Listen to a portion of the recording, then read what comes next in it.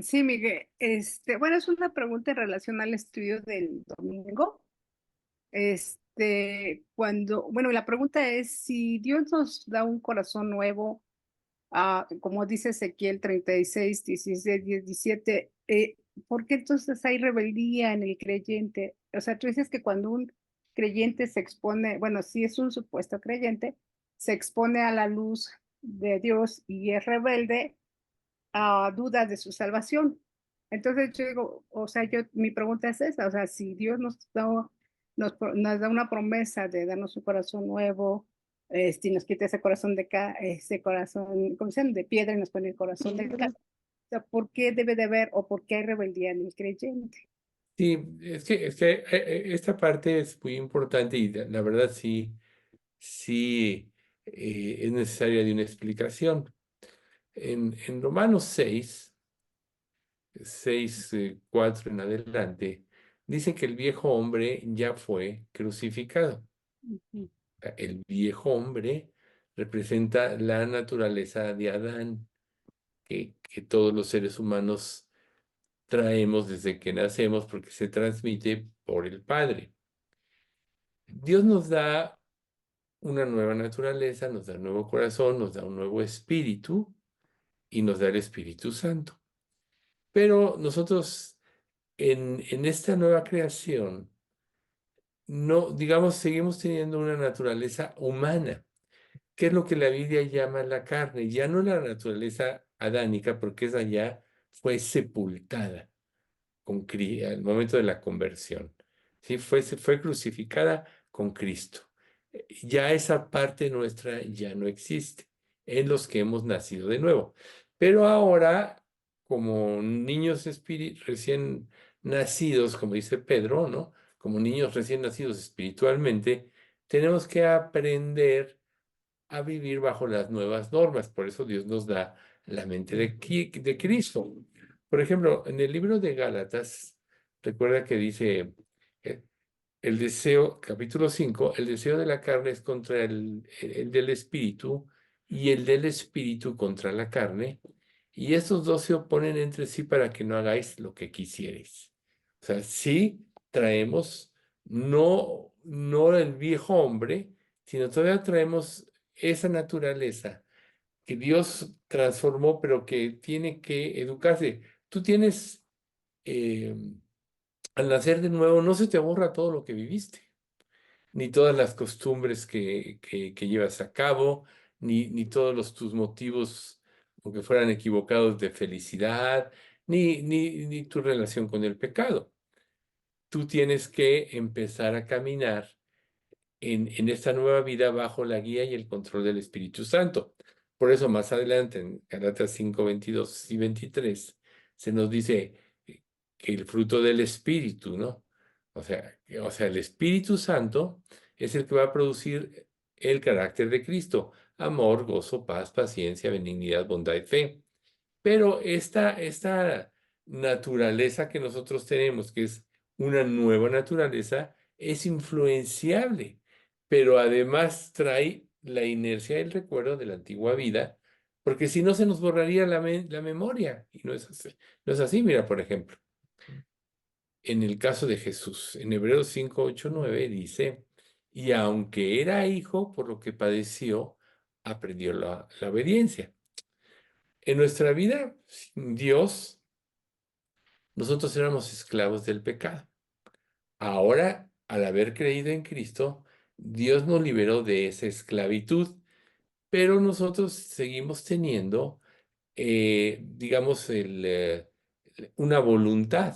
Entonces nosotros tenemos que aprender a vivir para Cristo, y es precisamente lo que pasa en el transcurso de esta vida en este mundo. Por eso Pablo le dice a los Gálatas: o Gálatas insensatos, por quienes sufro dolores de parto, hasta que Cristo sea formado en nosotros. Entonces, el sistema antiguo de pensar no se quitó. Vamos a verlo de esa manera. No se quitó. Dios nos dio una nueva mente, o sea, una nueva estructura mental. Esa estructura mental se fortalece a través del ejercicio de la obediencia a lo revelado por la palabra de Dios y con la ayuda y el poder del Espíritu Santo.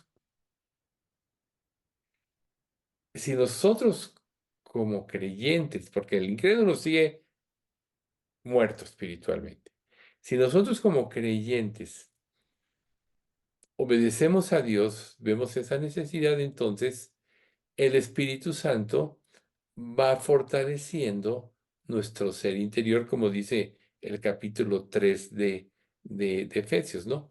Fortaleciendo con poder nuestro ser interior por medio de su Espíritu. Lo dice para que habite a Cristo por la fe en nuestros corazones, a fin de que, arraigados y cimentados en amor, seamos plenamente capaces de comprender con todos los santos cuál sea la anchura, la longitud, la profundidad y la altura, y de conocer el amor de Cristo que excede todo conocimiento. Entonces aquí tenemos varias claves.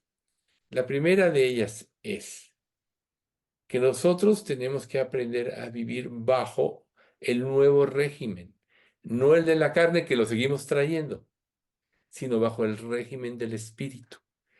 Y como la naturaleza humana, que es lo que se llama carne, quiere tomar el control, entonces nosotros tenemos que someternos a Cristo para que el Espíritu Santo tome el control de nuestra vida. Recuerda que aún Jesús, siendo Dios hombre, siempre se sometió a la voluntad de Dios. Entonces, esa es nuestra parte. Entonces, en la medida que nos sometemos a la voluntad de Dios, nuestro ser interior se va fortaleciendo y entonces vamos liberándonos de la influencia maligna, lo que nos puede hacer la influencia maligna. O la misma esclavitud. Recuerda, Jesús dijo en Juan 8:34, todo, de cierto os digo que todo aquel que hace pecado, esclavo es del pecado. Entonces, Dios nos liberó.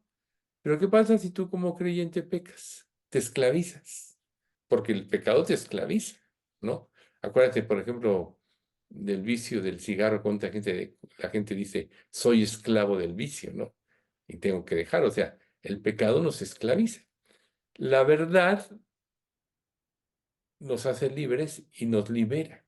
O sea, confiar en Cristo, seguir la verdad, nos libera de esta esclavitud, pero además nos va fortaleciendo. Tú debes haber experimentado en ti misma alguna debilidad ya como creyente, por ejemplo, a lo mejor eras adicta a las mentiras.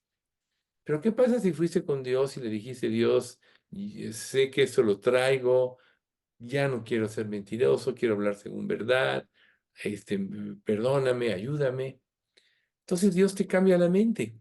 Entonces el ejercicio de todo creyente es muy importante, es que en toda la experiencia, por decirlo de alguna manera, de ensayo y error, nosotros vamos fortaleciendo nuestro espíritu, pero a través de el reconocimiento de la soberanía de Dios sobre nosotros. Esto es, cuando tú pecas y confiesas tu pecado, entonces tu mente cambia.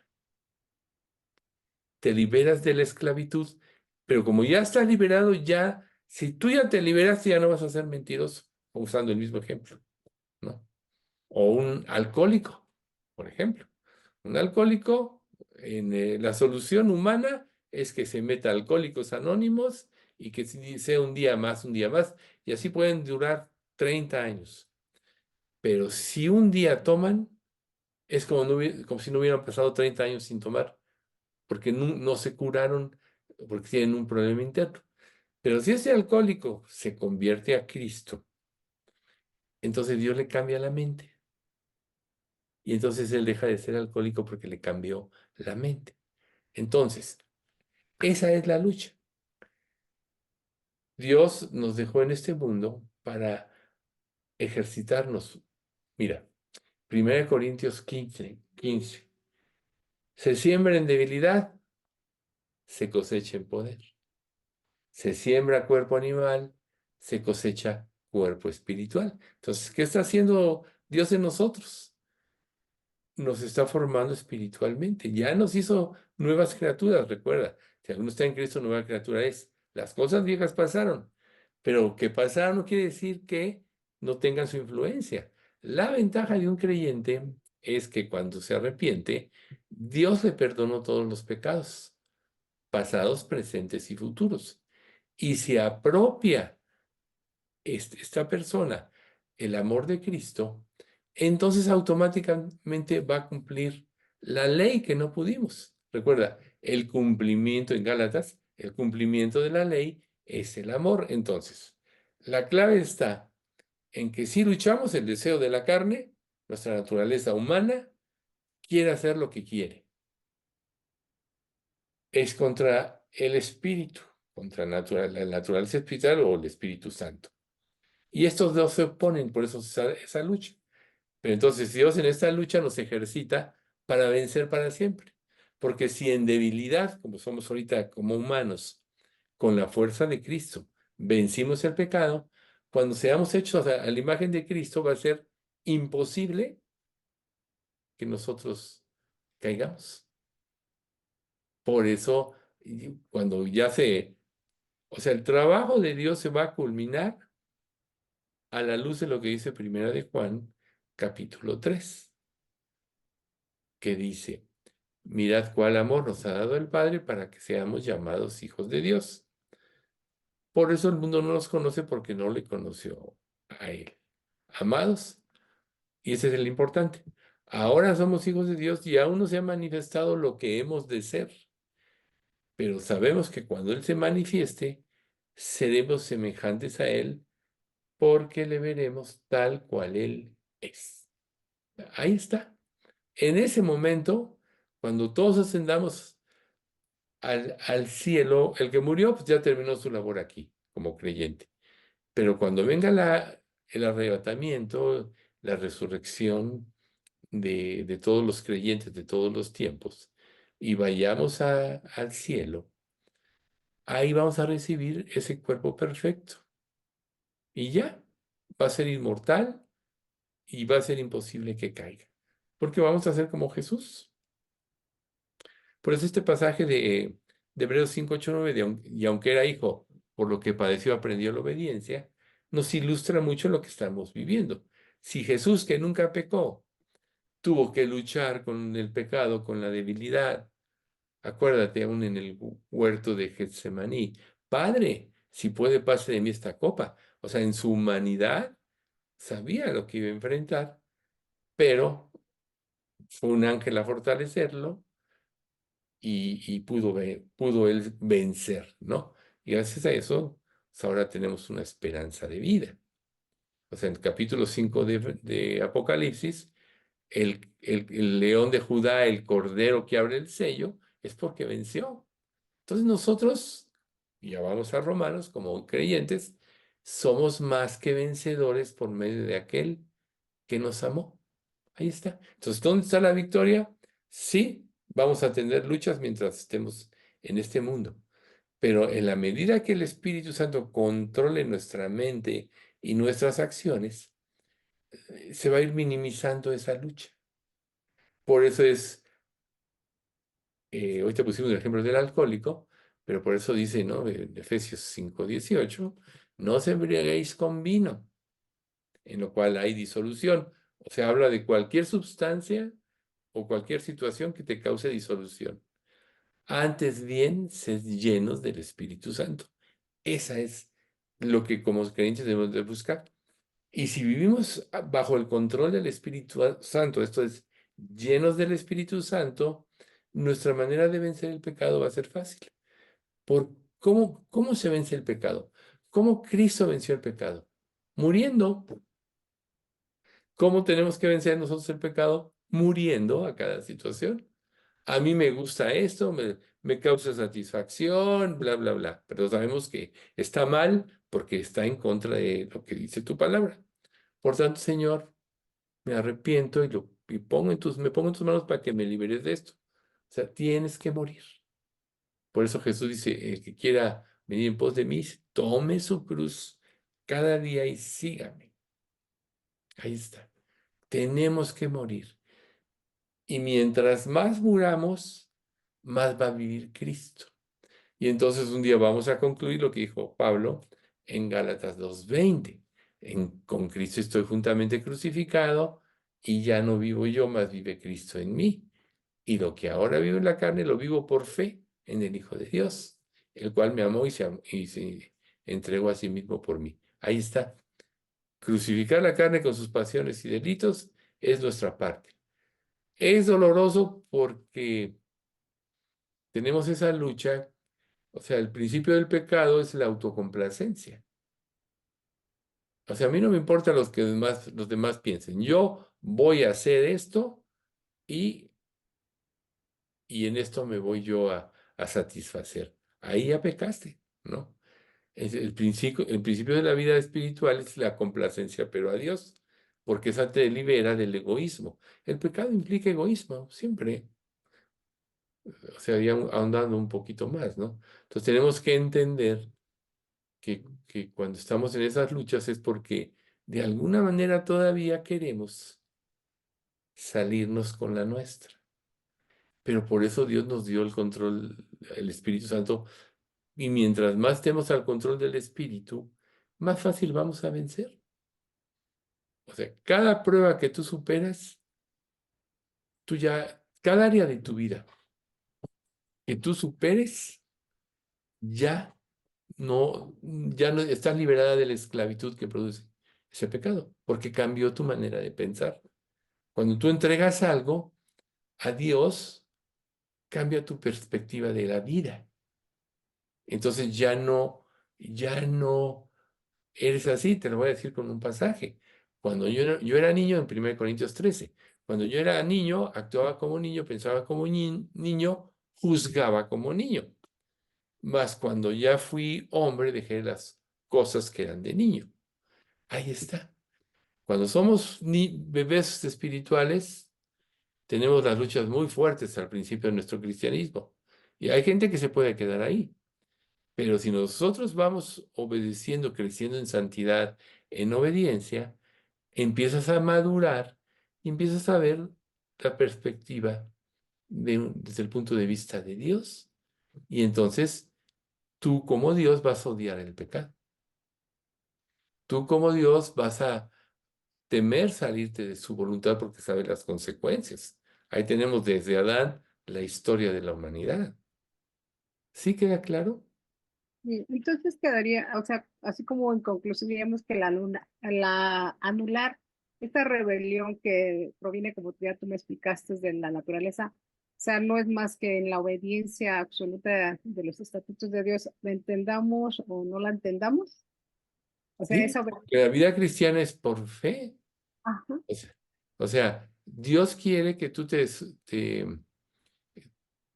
o sea, le creas. Y Ujú. la obediencia es sinónimo de creerle. Entonces, la obediencia es eh, algo que Dios va a producir si lo queremos, pero la obediencia siempre te va a dar el resultado. Por eso es que eh, Romanos 1:10, no, no, no, sí, 1:17 creo, no, no, no es eso. Porque en el Evangelio la justicia de Dios se revela por fe y para fe. Como está escrito, mas el justo vivirá por fe, ¿no? O sea, el creyente tiene que vivir por fe y la fe no lo estás viendo. Si Dios te da una promesa y tú ves las circunstancias, pues para obedecer tienes que creer que se va a cumplir esa promesa. Como por ejemplo, busca primero el reino de Dios y su justicia y todo lo demás vendrá por añadidura. Estamos en una prueba, vemos las circunstancias, sentimos que el mundo se nos viene encima, pero entonces tú piensas en esta promesa. Entonces, en lugar de entrar en pánico y tomar mi vida en mis manos, que es una de las cosas que Satanás quiere, que entremos en pánico, en desconfianza y entonces actuemos en desobediencia, en lugar de hacer esto, voy a someterme a la promesa de Dios. Voy a empezar a buscar a Dios cada día sin cesar. Entonces él dice, busca primero el reino de Dios y todo lo demás vendrá por añadidura. ¿Qué quiere decir? Que Él te va a resolver de acuerdo a su voluntad, que es lo mejor para nosotros, en cada situación, los problemas o las vivencias que experimentemos. O sea, la fe nunca la vas a ver, pero cuando la crees, se hace realidad, podríamos decirlo. La fe le da sustancia a las promesas de Dios. Por eso es que el justo tiene que vivir por fe.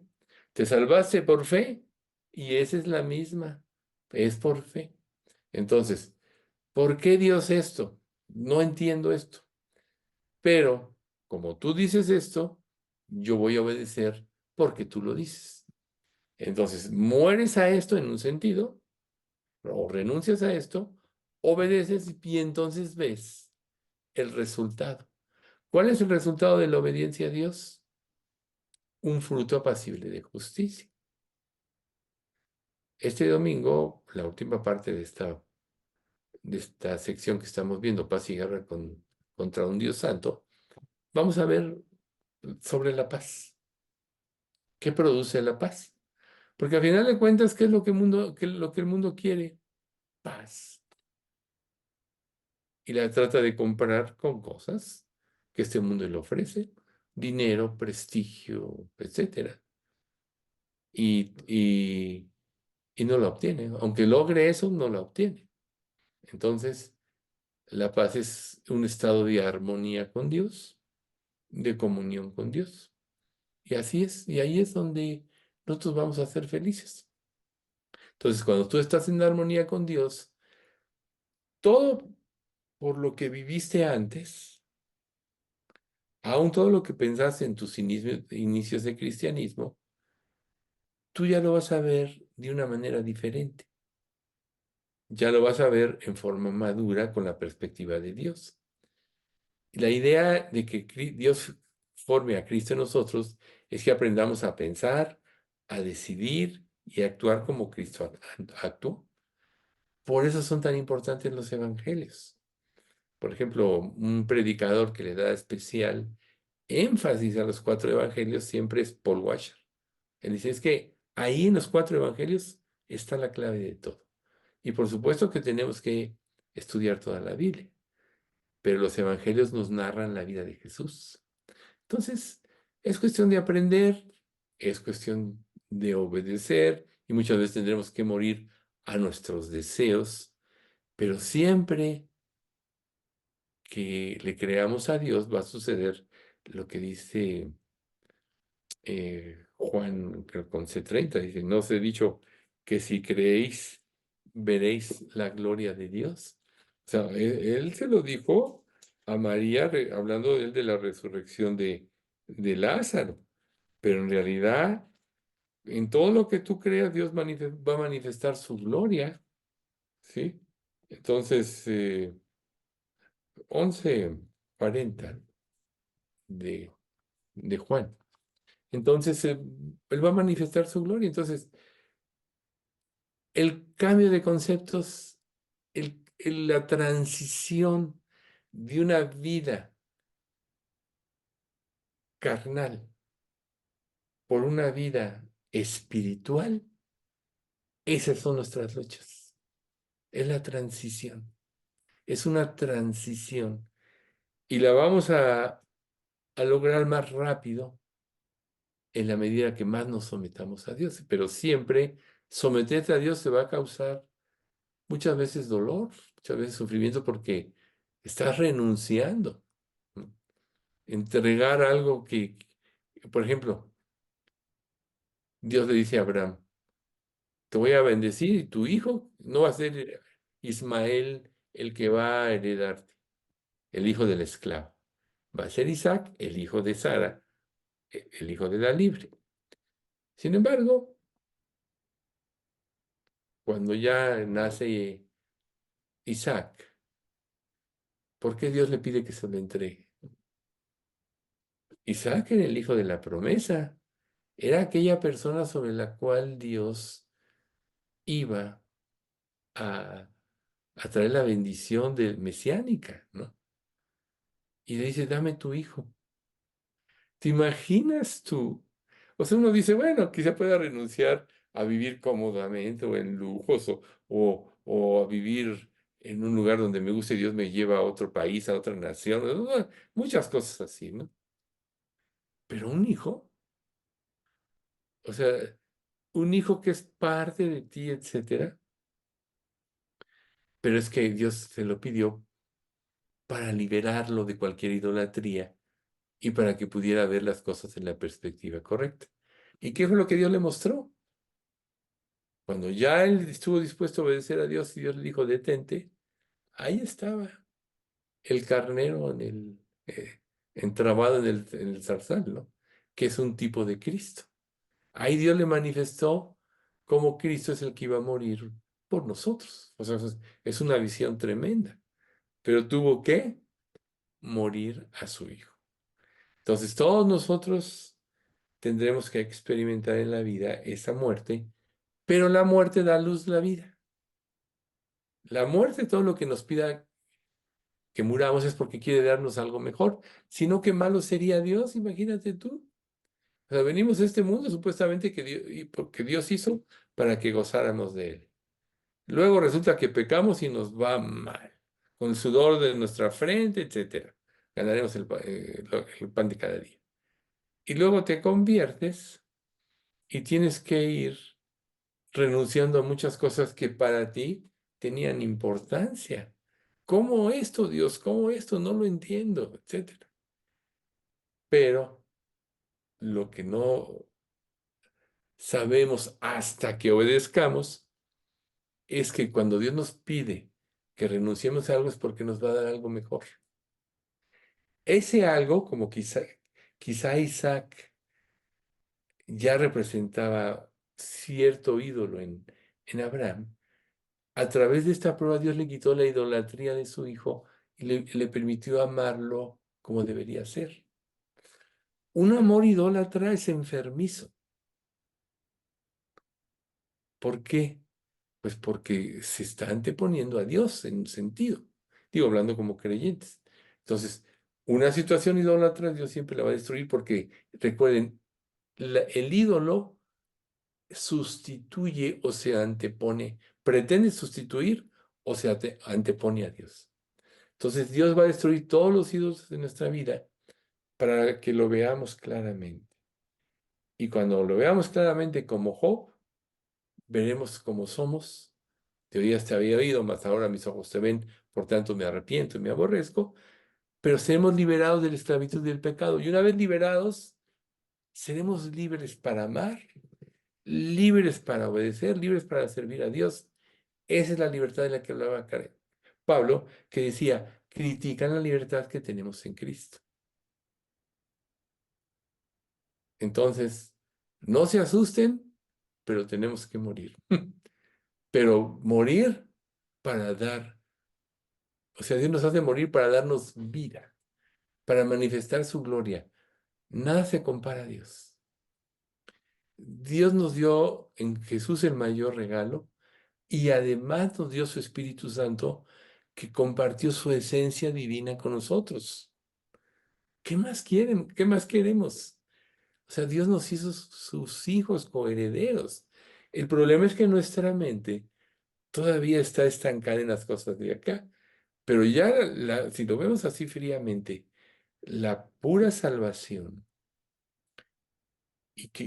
o sea, el perdón eterno de nuestros pecados, que estaremos para siempre con Dios, heredaremos lo verdadero con Cristo y que nos dio su Espíritu Santo, es todo lo que necesitamos. La naturaleza de Dios en nosotros vale más que cualquier creación, que cualquier universo. Entonces ahí el punto está en cambiar la mente, pasar de vivir de una manera a la mente de Cristo, que es la manera de obediencia. ¿Sí? Bien. Vamos entonces a nuestra reunión de oración, si no hay otro comentario, porque luego surgen nuevas cosas. A ver, Oli. Pero ¿por qué nos tardamos tanto en cambiar si realmente recibimos el Espíritu Santo? Y además, pecados que ya pensábamos que teníamos victoria en ellos, ¿por qué nos vuelven a invadir otra vez y pecamos contra Dios en el pensamiento? Si tú recuerdas ahorita de una de las cosas que decíamos, es que el verdadero arrepentimiento es el que nos libera de la esclavitud del pecado. Muchas veces nosotros pensamos que ya tuvimos victoria y aún en una situación honesta, Dios le decimos, Dios, quita esto de mi vida, ¿no? Una de las cosas más atacadas que tenemos es la mente. O sea, en la mente, ahí es donde se desarrolla todo, ya lo que hacemos, etcétera, solo es consecuencia o secuelas de. Entonces, cuando estas cosas regresan, aparentemente viste que tuviste una victoria, pero regresan, tú tienes que analizar. Si estamos diciendo que el arrepentimiento cambia la mente, quiere decir que a lo mejor todavía no lo entregaste eso totalmente. Por ejemplo, las miradas, ¿no? Estamos viviendo en un mundo sensual, de una u otra forma. ¿Qué pasa si tú ya sabes que está mal eso, a lo que te lleva y dejas de mirar? Pero un día te das un permisito y ese permisito te lleva a mirar más. Y empiezas a caer en una escala, en una caída que al rato ya no puedes dejar de mirar lasciviamente, ¿no? ¿Qué pasó ahí? Si yo ya había tenido victoria, cediste un poco a esa situación. Entonces, ¿qué es una de las cosas que es el fruto del Espíritu Santo? El dominio propio. Y el dominio propio es la capacidad de refrenar nuestro ser. Vamos a suponer que quizá nunca se nos quiten algunos pensamientos que nos llegan. Tenemos una influencia tremenda hoy más que nunca. Por todos lados somos atacados. Tal vez nunca dejemos de tener esta influencia, pero la victoria va a estar en que Dios desarrolle el dominio propio, que sepamos primero las consecuencias del pecado. O sea, ¿qué, qué es el pecado? Agradable a la vista de los ojos, acuérdate, ¿no? El fruto del árbol prohibido. Codiciable para comer, etcétera. Así es el pecado.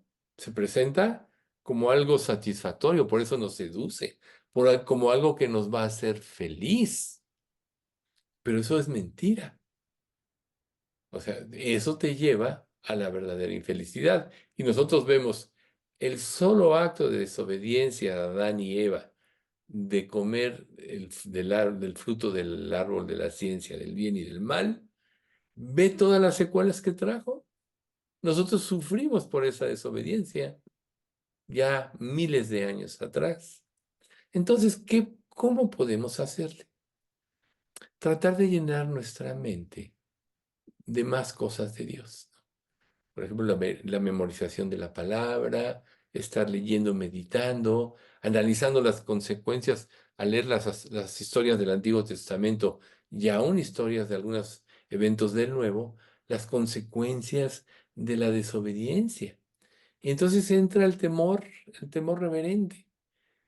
O sea, ok, me atrae este pecado, pero si yo caigo en todas las consecuencias que puedo que traer. Ejemplo, David. David debió haberse ido a la guerra, pero decidió tomarse unas vacaciones. Váyanse ustedes a la guerra. Dios nos ha dado a Israel dominio sobre los demás. Somos un ejército poderoso bajo el auspicio y el poder de Dios. Ok. Yo me quedo aquí descansando, tengo el derecho. subió a pasearse a la azotea y vio a una mujer bañándose. Él debió haberse quitado de ahí. Para empezar, debió haber ido a la guerra, pero no fue. Ya que se presenta, debió haberse quitado de ahí. Bueno, todavía, como los reyes en Israel tenían la situación permisiva, mas no era la voluntad de Dios totalmente, de tener muchas esposas, ¿qué desarrolló en esos reyes el tener muchas esposas? La lascivia. Por eso Salomón mismo tampoco pudo parar esto. Y no nomás se casó con mujeres israelitas, sino con las mujeres prohibidas de Moab, etc. Bueno, desarrolló la lascivia y fue cediendo a su pensamiento. Y su pensamiento fue tomando poder en él hasta que fue esclavo del pecado. O sea, la palabra nos dice, cada uno de su propia concupiscencia es atraído y seducido. Ahí está. Cada uno de su propia concupiscencia. Inclinación al pecado es la concupiscencia. Y luego la concupiscencia da luz al pecado y el hecho consumado da a luz la muerte. ¿No? Es un proceso que se desarrolla en la mente y luego ya llega el hecho consumado. Pero el pecado se desarrolla desde que está aquí. Entonces, si estamos desarrollando malos pensamientos o cuestiones así que sabemos que están mal, entonces tenemos que tratar de llenar nuestra mente con cosas que nos saquen de eso. Y eso solo lo hace la palabra de Dios. Pero pues, hay cosas que tú dices, es que esto es divertido, y luego la palabra de Dios me cansa. Eso le pasa porque todos tenemos este tipo de luchas. Pero tienes otras alternativas como orar, bueno, te puedes salir a caminar o tomar actividades recreativas que te saquen lo más posible de la situación es esta. Sin embargo, a final de cuentas la victoria va a venir porque claramente diga, Señor, tengo este problema, no lo puedo parar, ayúdame. Ahí está. Arrepentimiento, cambio de mente, y entonces Dios nos da victoria. ¿Que puede volver a ser atacado? Sí, vemos a Jesús. Jesús en la tentación del desierto, podríamos decir que venció todo, todo tipo de tentación. Apeló a su debilidad humana, apeló al deseo del poder, apeló a todo. Pero cuando terminó la tentación, ¿qué pasó? Dice la Escritura, y Satanás le dejó por un tiempo. Por un tiempo. Iba a volver a insistir y la Biblia nos marca algunas otras que insistió, como Pedro, ¿no? Nunca jamás te pase esto. Quítate delante de mí, Satanás. O sea, insistió más veces de las que conocemos. Pero ¿cuál fue la victoria de Jesús? Siempre se sometió a Dios.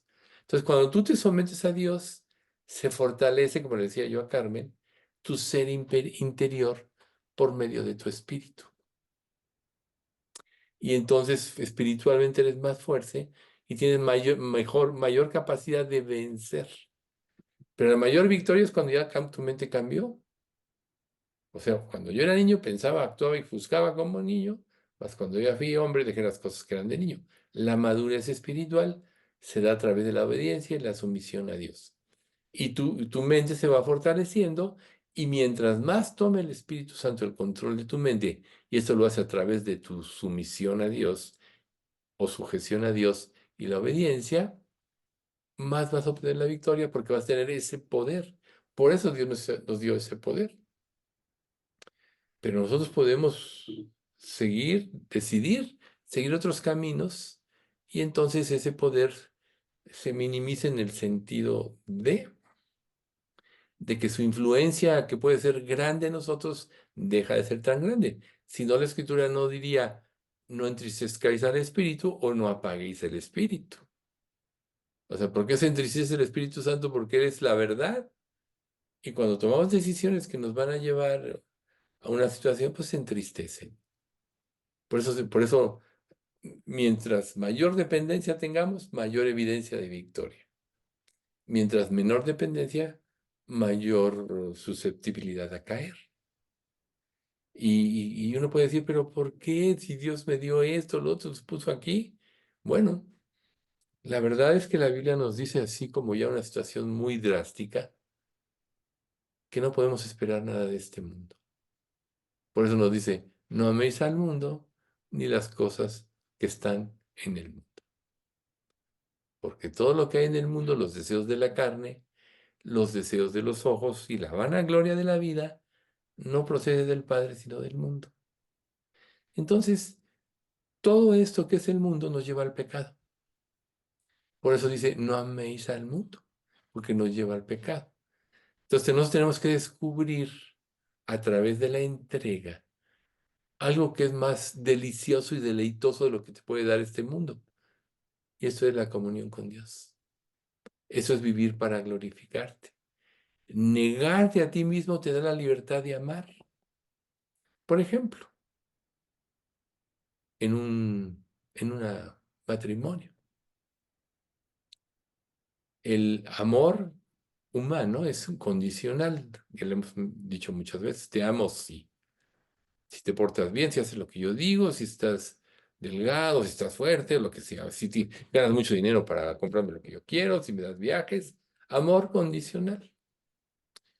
El amor de Dios es incondicional. Te amo a ti, independientemente de lo que seas o hagas.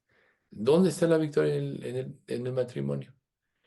No en buscar que tu cónyuge te complazca a ti, sino en ti tratar de ver la necesidad de tu cónyuge, de ayudar en lo que se pueda, etcétera. Esa es la victoria del matrimonio. Pero ¿qué haces cuando tú, en un sentido, dejas de verte a ti y empiezas a ver a la otra persona? Te estás negando a ti mismo. Y eso desarrolla la capacidad de amar. ¿Ustedes creen que si Dios no, o sea, el amor requiere de reciprocidad? Dios amó y dio. Dios nos llama, ya sabemos que todo le pertenece a Dios, pero Él nos llama. Tú puedes responderle a Dios sí, o puedes recibir el llamado y decir, no, yo no quiero nada, como pasa con muchas personas en este mundo. Pero Dios llama. Entonces, imagínate que el amor de Dios esté expresado en que dio a su Hijo, pagó el infierno para liberarnos y llevarnos a Él. Pero este mundo es pasajero. Lo verdadero viene en los cielos nuevos y la tierra nueva, donde ya no hay relación con el pecado. O sea, Dios ahorita, su amor consiste es en que Él está destruyendo el pecado. Y va a llegar el día en que el pecado sea erradicado. Todavía en los 1000 años va a haber, muy oculto, pero por eso hay un juicio. Pero cuando termine el juicio, los 1000 años y venga el juicio del gran trono, y Dios traiga cielos nuevos y tierra nueva, ya no va a haber ninguna relación con el pecado. Todo va a ser armonía, paz y felicidad. Pero eso es por fe. Entonces, ¿cómo decir yo ahorita vivo en este mundo, etcétera? Entonces hay que razonar, bueno, ¿cuánto me va a tocar vivir, no? Todos nosotros aquí vemos que el tiempo pasa. Un día vamos a morir. Y nuestra muerte es el inicio de la eternidad. Entonces, aunque Dios nos dijera, digo, hablando así, aunque Dios nos dijera, vas a tener 60, 80, 100 años de sufrimiento intenso luchando contra el pecado, no la vas a ver, no vas a poder ser feliz. Pero después, si crees en mí, vas a tener una eternidad gozando de mi amor y de mi favor.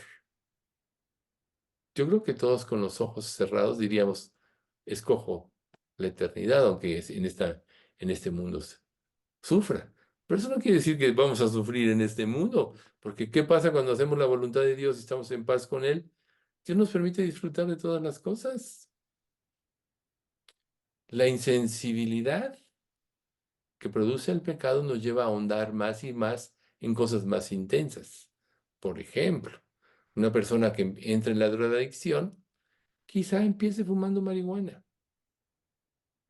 Pero llega el momento en que ya no le satisface, entonces pasa a otras drogas. Y luego pasa a otras drogas hasta que se muere, ¿verdad? Pero así es la insensibilidad. Cuando venimos a Cristo, Dios nos da sensibilidad. Podríamos decir que mientras más Dios llena tu vida, cada día necesitas menos para ser más feliz. Y en el mundo del pecado, cada día necesitas más y cada día tienes más infelicidad. Cada día tienes más hambre y sed. Por eso Jesús le dijo a la samaritana, todo el que tomare de esta agua volverá a tener sed. Es todo lo que el mundo nos da. Va a ser el que bebiere del agua que yo le daré, no tendrá sed jamás, sino que el agua que yo le daré será en él una fuente de agua que salte para vida eterna. Entonces, si nos encontramos en una encrucijada donde hemos perdido esta visión, el gozo de vivir para Cristo, etcétera, tenemos que pedirle a Dios que nos lo devuelva. Y Dios, yo creo, por ejemplo, el reproche en el libro de Apocalipsis, capítulo 12 de Éfeso, has cumplido todo lo que tenías que cumplir, pero has dejado tu primer amor.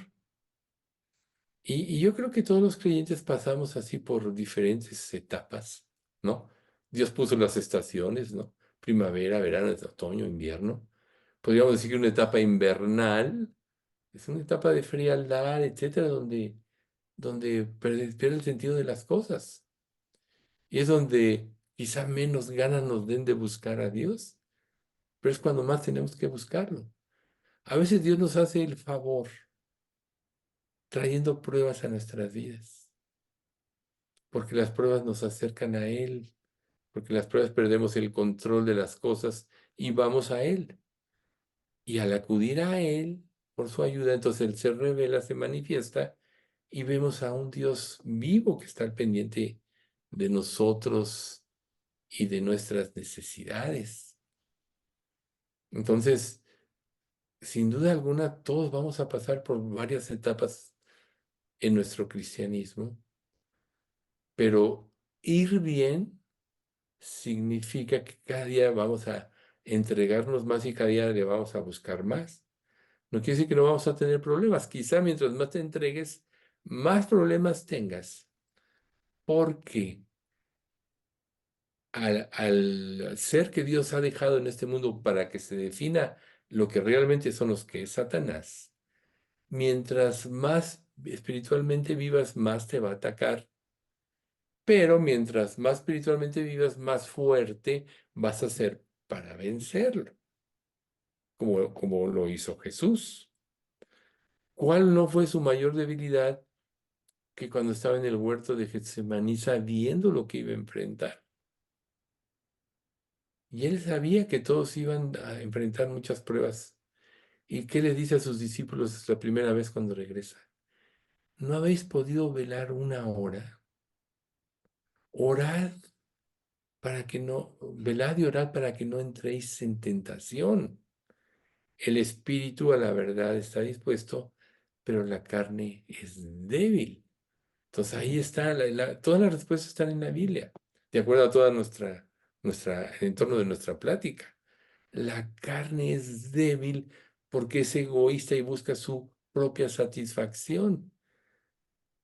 Y si nosotros caemos en su trampa, vamos a caer en el pecado y nos vamos a dar cuenta que cada día se hace una mayor insatisfacción.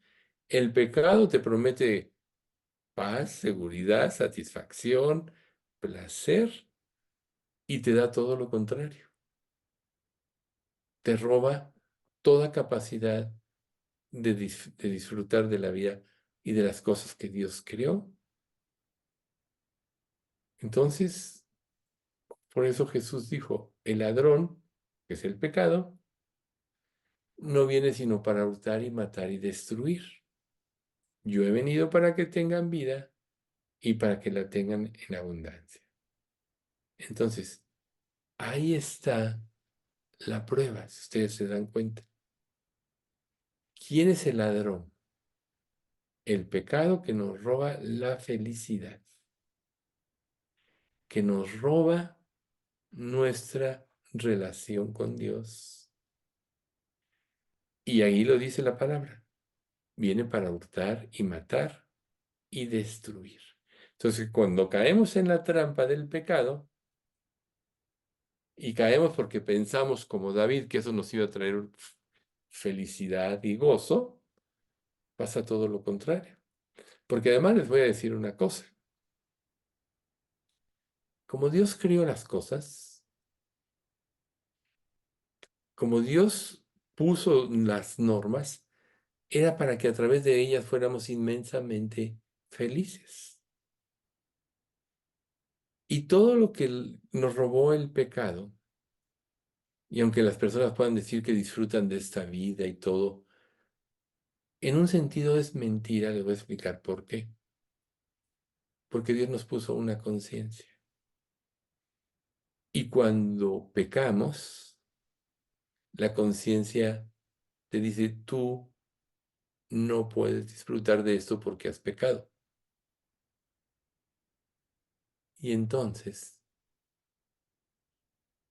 hasta que una persona no se arrepiente y hace las cosas como Dios es con limpia conciencia. O sea, podríamos decir que disfrutar de la vida de las cosas solo puede ser a través de tener una limpia conciencia. Y la limpia conciencia se mantiene confesando nuestros pecados, viviendo en la palabra, llenándonos de ella. Les voy a poner el ejemplo, uno de los más grandes que hay ahora en este mundo, que es la situación sexual. Dios instituyó el matrimonio con un propósito, para que los seres humanos nos diéramos cuenta de la relación que Él quería tener con nosotros, de esposo y esposa. Por eso Cristo va a desposar a su iglesia como una virgen ataviada y santa. Entonces en el matrimonio está la verdadera felicidad. ¿Pero qué ha hecho el pecado? Te dice, no, no es aquí, busca allá. Por eso tantos se engañan. Por eso es que ahora ya ni se casan, por eso es que ya ni se comprometen.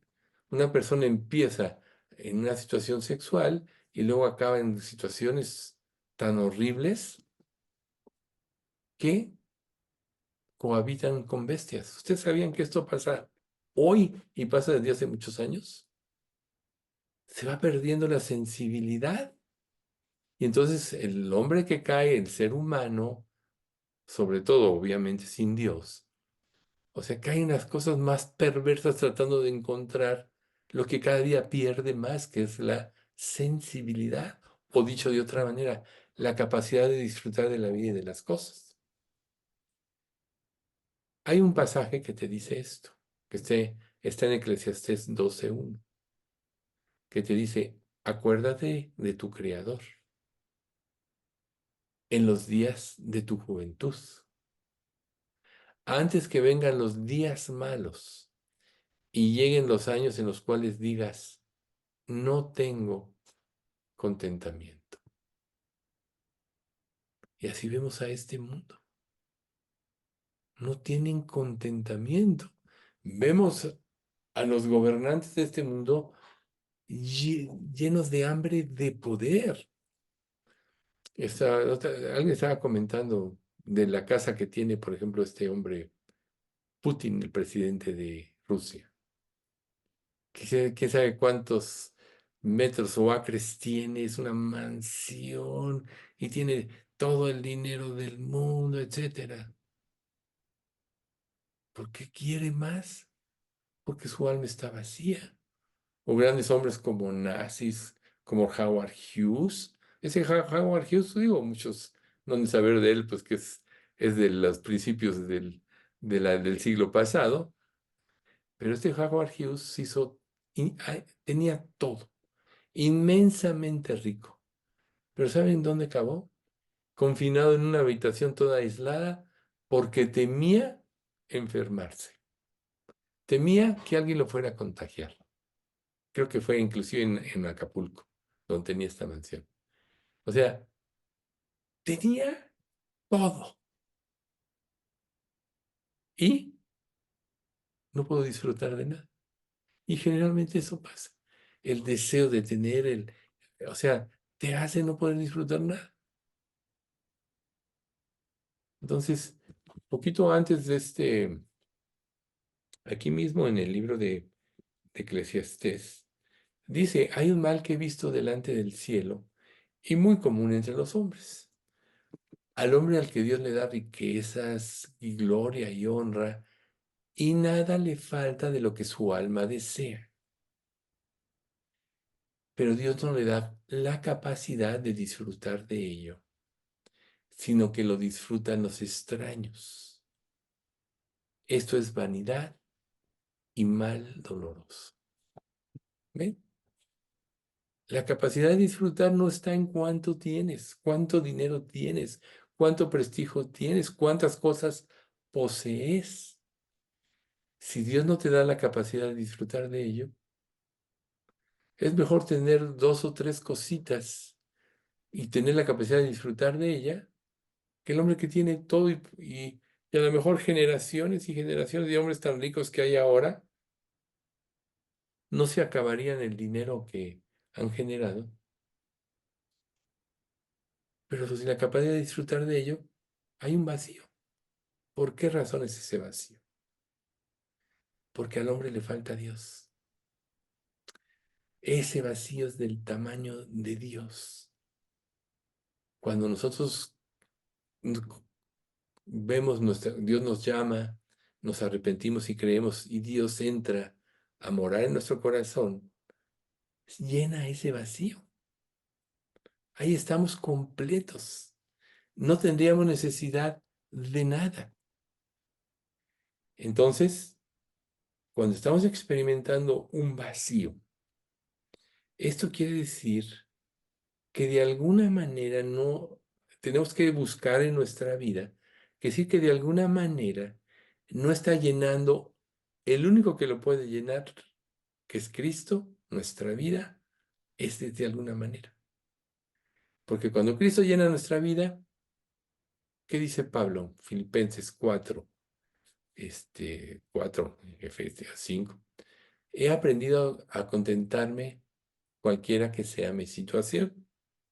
Sé vivir en abundancia, sé vivir en escasez. Por todo estoy puesto y para todo.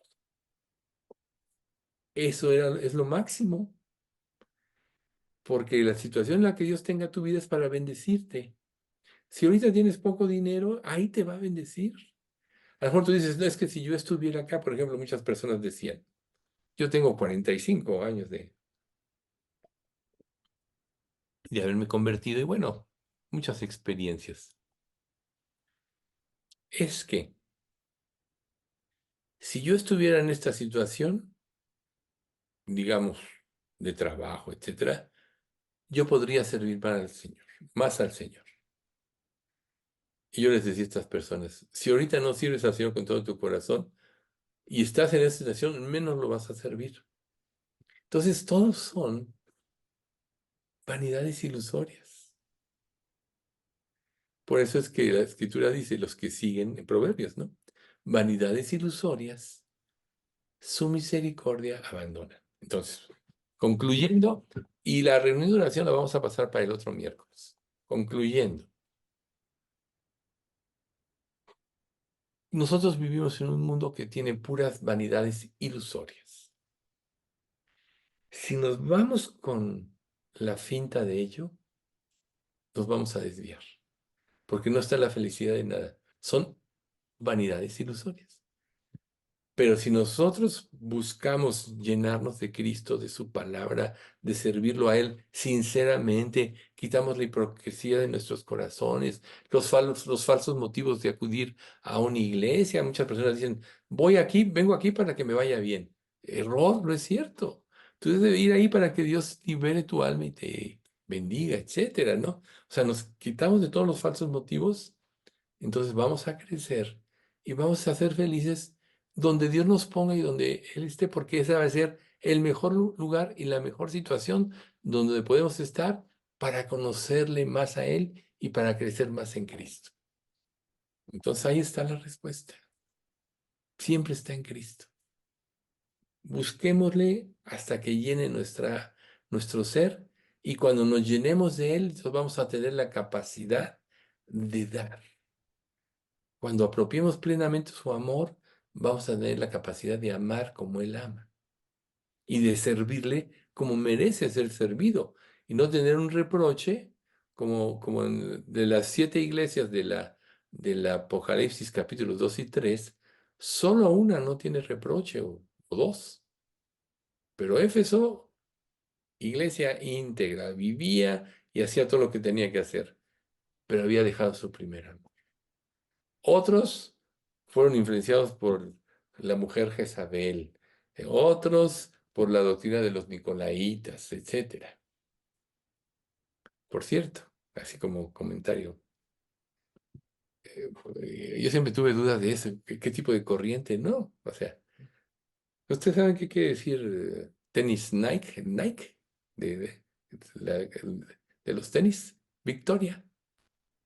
Entonces de ahí viene la palabra Nicol de Nike. La doctrina de los Nicolaitas era que los integrantes de la iglesia trataban de adquirir el mayor poder y la mayor influencia para llevarlos por el camino que ellos querían, del reconocimiento de ellos, no de Cristo, más o menos. ¿Ven? ¿Cuántas iglesias no pueden tener esto ahorita? Donde los líderes buscan su propia gloria, no buscan la gloria de Cristo, ven por su interés, no ven por los intereses de los demás, etcétera. O sea, hay reproche de Dios. Pero nosotros, una iglesia fuerte es una iglesia conformada por creyentes entregados. No hay de otra.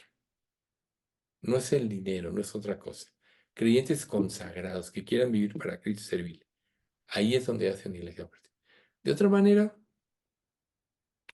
quizá cuando el Señor venga, nos dé un reproche como iglesia. Pero tengo contra ti que que dejaste tu primer amor, o que seguiste la doctrina de Jezabel, o que la doctrina de los Nicolaitas, o que eres tibio y no frío ni caliente. ¿Por qué en el calor, o por qué en la mayoría de los lugares donde tú vas te sirven los vasos de agua con hielo? ¿Por qué no te la sirven tibia? Porque es insípida, ¿no? En un sentido no hay satisfacción. Entonces el sentido de la Odisea, ¿no? O sea, el agua caliente, pues un cafecito, un tecito, ¿no? El agua así que te refresca, un agua fresca, ¿no? No necesariamente que tenga hielos, que esté fresca, ¿no?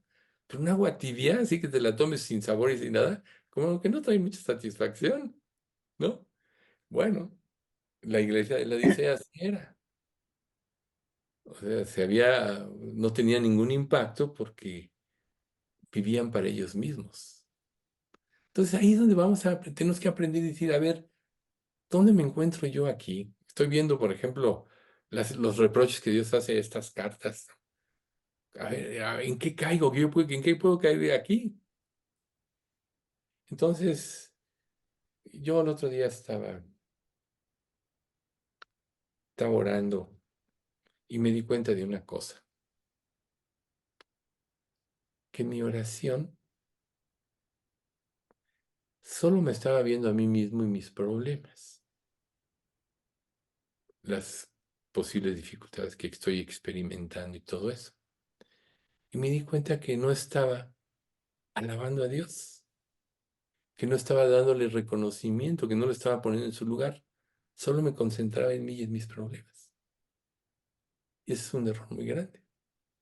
Esto habla de que no tenemos la verdadera reverencia.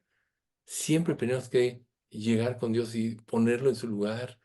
Señor, como cuando ora David, ¿no? Tuya es, oh Jehová, la fortaleza y el poder, la victoria, la gloria y el honor, porque todas las cosas que están en los cielos y en la tierra son tuyos, y tú dominas sobre todo. En tu mano está la fuerza del poder, y en tu mano es el ser fuerte y dar poder a todos. El hacer fuerte y dar poder a todos. Todo depende de Dios. Entonces, ¿por qué nos presentamos viéndonos a nosotros mismos y no empezando por alabar a Dios? Me di cuenta yo en mí mismo de esa de esa trampa. Entonces inmediatamente me puse a alabarlo y a reconocerlo. Y muchas veces cuando estás en eso, automáticamente tienes la seguridad del hecho de que Dios te va a ayudar a resolver tu problema. O sea, no tenemos muchas veces ni que pedir porque Él todo lo sabe. Entonces, concentrémonos en lo correcto. Pero a todo esto nos ayuda la Biblia. ¿Ven por qué nos falta tiempo para leerla y estudiarla? Lo que pasa es que no queremos tanto. Ese es el problema. Bueno, Memo, ¿quieres dar gracias?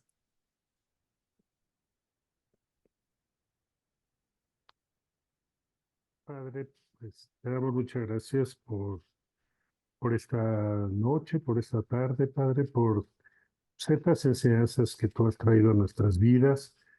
Te damos gracias, te pedimos que, pues siempre te busquemos en oración, en donde tú vas siempre a aclararnos las circunstancias que estemos viviendo y siempre nos vas a traer paz y siempre nos vas a traer un agradable eh, mensaje de confianza, Padre.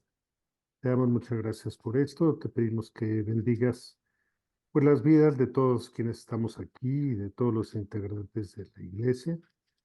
Y que, Padre, tú puedas formar a Jesús en nuestras vidas y nos lleves de triunfo en triunfo y de poder en poder, Padre. Te damos muchas gracias por tu amor y pues gracias por todo esto en el nombre de Jesús. Amén.